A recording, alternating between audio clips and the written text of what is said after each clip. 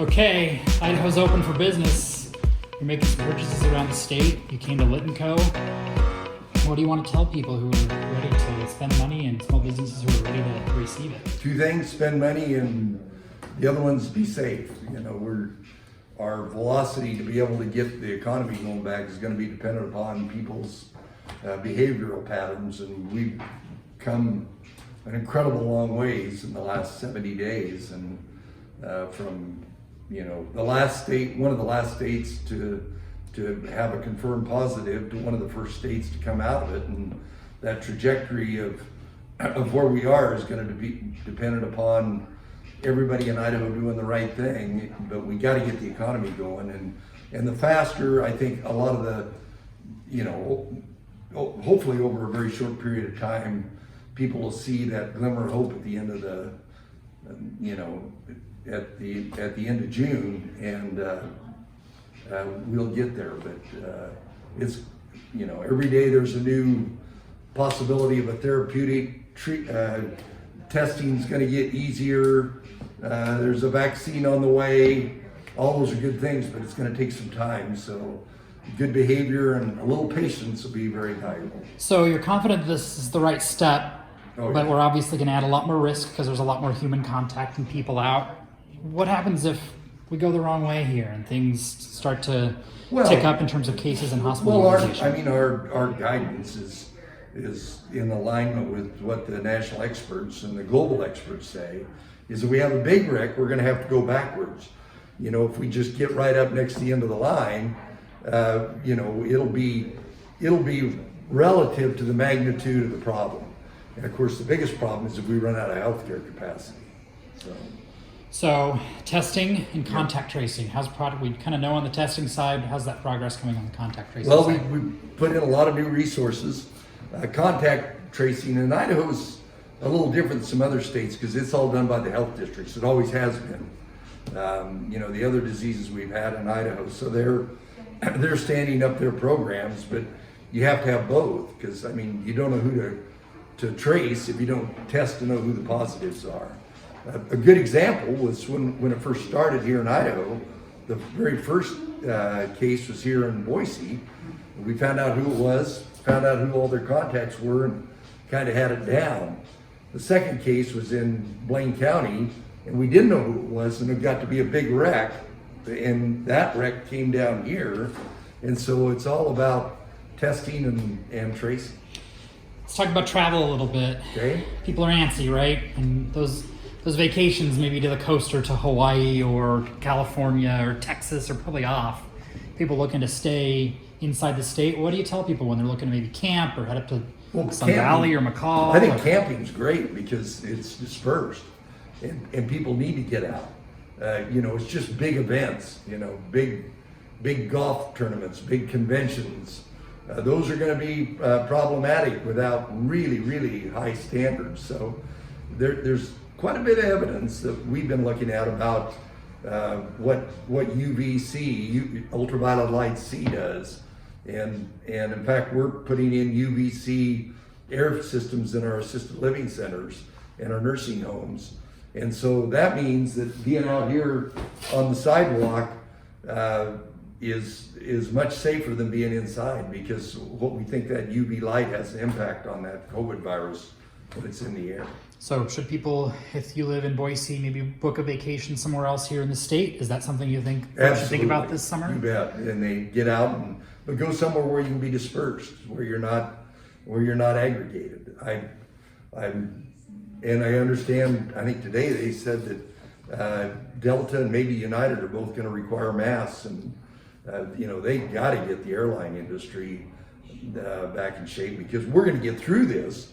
We just hope that there's profitable airlines that are there that can give people a ride when this is over, that they don't all go broke. So. Everybody's got their eyes on the fall and events. We had so many events canceled so quickly this spring. Many of them, not just in Boise, but around the state, were scheduled for fall. I kind of snuck in a second last question yesterday on you at the news conference. Do you think that we're going to be able to see some of those events that happen primarily indoors this fall? Or do organizers need to start thinking about backup plans?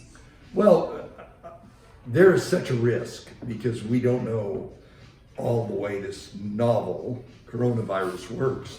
So I think the prudent thing for anybody is to have backup plans, because there's, we could have people come into the state of Idaho.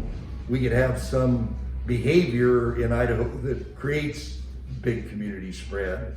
And, the worst case scenario is we run out of healthcare capacity, and then we've got to tighten up the standards.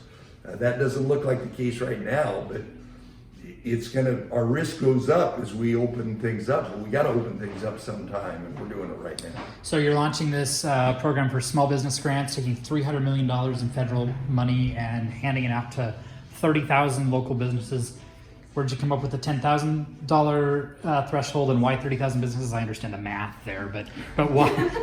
But Don, why, you're a wizard. Yeah. But why is that? I mean, why $10,000? Well, what made that work? the genesis of it was some of the recommendations, and a lot of the businesses that missed out on the SBA. Whenever government creates a safety net, what you look for is people that fall out of it or didn't get in it, and what do? Every state our size was given $1.2 billion. Most of them spent it on state programs, and that was fine. But because we're pretty conservative in Idaho, both state and local government, we had some money there and says, how do we comply with the intent of Congress? And that's to alleviate some of the impact of this pandemic.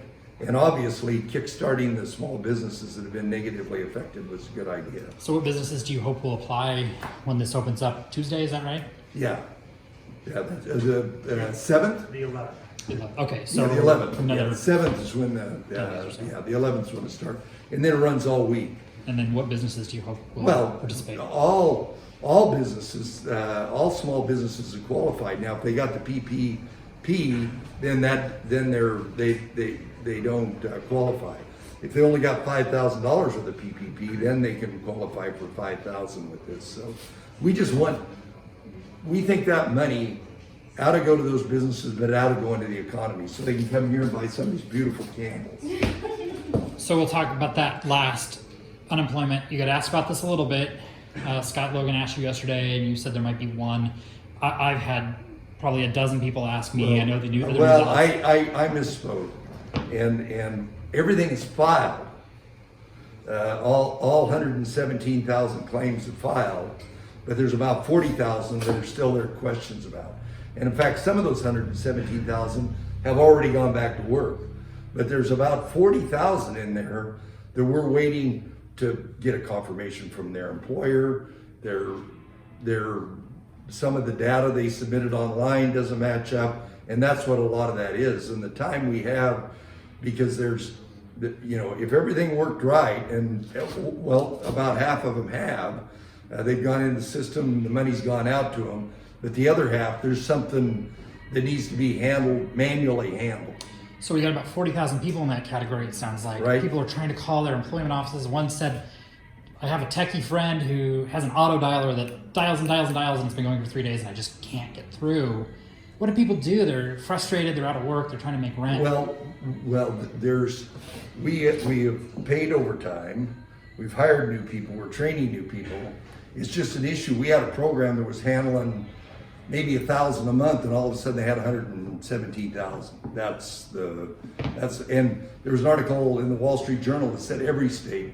Matter of fact, some of the states, their system would only do 3 digits. They'd only give people up to $999, and they had to rebuild the whole thing because with the $600 on top, it didn't work. We didn't have that problem in Idaho, but every single state has had this problem because you go from literally,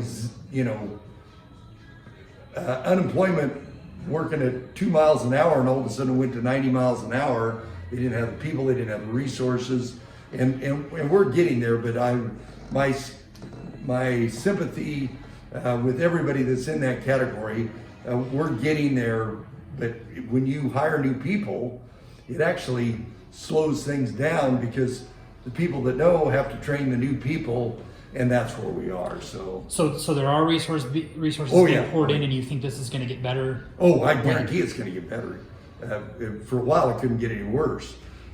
because we just didn't have enough help. So should people look for that in the next week, next Yes. month? Well, and then, on top of that, we got 2 new programs that we're having to implement. So, and that was one of the reasons my program, I didn't put it at labor. I moved it over to the State Tax Commission, because the last thing they knew it needed labor is a more workload given what they've got right now. So we're hiring people, we're training people, and we'll get there, but there came with some strings on it, so that made it even more complicated, and we're working through it. But for the people that are waiting, I feel very sorry for them. I know, but I think for the most part, I know the utilities, some of the landlords, not all of the landlords, people are being,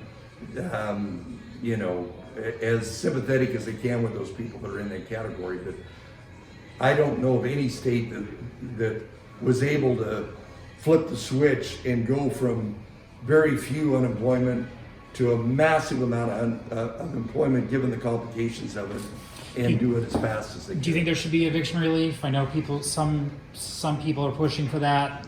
Boise's mayor said, not something I can do. That's something that the governor would have to handle. Well, courts were closed, which helped, but they're going to start opening back up. And how do you balance well, the needs of landlords and the needs of it's renters? not a simple answer to it, because in some instances, if I say, if you say, Brad, you don't have to pay your rent, well, if Don, my landlord, has got payments, other payments they got to make, then it just transfers the problem. The first thing I would do is say, this economy's not very good. I don't know how anxious I'd be to evict somebody if there's nobody out there to pick up the rental. There's some other programs that are there. I actually talked to somebody on the trip today that said their eviction rate was flat or even with what it was before.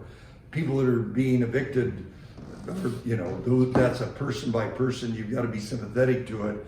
But I don't know of one thing I can do that wouldn't transfer the problem from one person to another problem. So on the flip side, your advice to landlords here is be patient. First off, as what we just talked about, there's money coming. If it's a small business person, there's some of the money that we're gonna put out. There's the federal money, there's the additional $600. There's other money coming, but there's gonna be some of them that are gonna have a real problem. And the one thing we're probably lucky about is, there's some people who are starting to hire back. Yesterday's Wall Street Journal, we were 3rd lowest of all the states in new unemployment claims. What are you telling small business owners like Kristen today who are getting back open? Well, first off, thanks for being available and doing deliveries, doing those other deliveries. Thanks for being here to be part of this economy, to get it started up. It's very important that these small businesses that we have, that they're going to be part of that trajectory that's going to get us back to where we were. Remember, Idaho was one of the most damaged states in 2009 when we had the big recession, and we were one of the best to recover. We're trying to do all we can from a state to make it to where that's what happens here now. That as this coronavirus goes down, that we recover, and it's going to be really important for the small businesses to be able to recover, just like they were in 2009. You bet. Thanks, Don.